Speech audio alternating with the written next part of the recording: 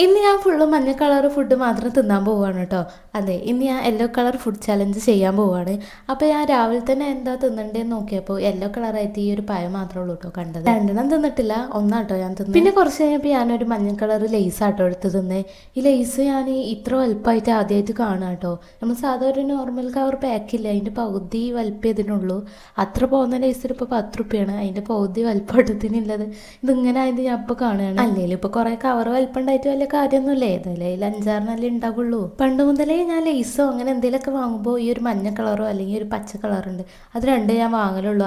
അത് എനിക്ക് ഇഷ്ടമുള്ള, മറ്റൊന്നും എനിക്ക് ഇഷ്ടമല്ല. പിന്നെ ഉച്ചക്കൊക്കെ ഞാൻ ഈ ഒരു നൂഡിൽസ് ഉണ്ടാക്കാൻ വിചാരിച്ചു. ഇതിൻ്റെ പേര് കണ്ടില്ലേ, അനിലിന്. പണ്ട് എനിക്കൊരു അനിൽ പറഞ്ഞ സാറുണ്ടായിരുന്നു +2 പഠിപ്പിച്ചാൽ. അതിൻ്റെ പേരിൽ ഇപ്പോൾ നൂഡിൽസ് വരെ ഇറങ്ങി. എന്നാലും ഇപ്പോൾ നൂഡിൽസിനൊക്കെ ഇങ്ങനത്തെ പേരൊക്കെ ഉണ്ടാവുമോ? നൂഡിൽസിലാണെങ്കിലും എനിക്ക് എല്ലാ നൂഡിൽസൊന്നും എനിക്ക് ഇഷ്ടമല്ല കേട്ടോ. അതായത് ഈ മാഗി, ഇപ്പി അങ്ങനത്തെ ഒന്നും എനിക്ക് വലിയ ഇഷ്ടമല്ല. ഞാൻ നൂഡിൽസ് വാങ്ങുകയാണെങ്കിൽ 1 2 3 പറഞ്ഞൊരു നൂഡിൽസ് ഉണ്ട്, അതാട്ടോ ഞാൻ എപ്പോഴും വാങ്ങൽ.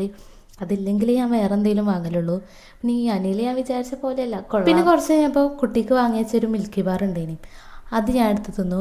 ഈ മിൽക്കി ബാർ എനിക്ക് വലിയ ഇഷ്ടമൊന്നുമില്ല. പിന്നെ ഇപ്പോൾ മഞ്ഞ കളർ എന്തെങ്കിലും വേണ്ടേ വിചാരിച്ചെടുത്തതാണ്. പിന്നെ വൈകുന്നേരത്തിന് ബിരിയാണി അതിന് ഉണ്ടാക്കിയത് കേട്ടോ. അപ്പോൾ അതിൻ്റെ റൈസ് മഞ്ഞ കളറാണല്ലോ, അതുകൊണ്ട് ഞാൻ അതിൻ്റെ റൈസ് എടുത്തു. ചിക്കൻ ഞാൻ എടുത്തിട്ടില്ല കേട്ടോ, റൈസ് മാത്രമേ ഞാൻ എടുത്തിട്ടുള്ളൂ.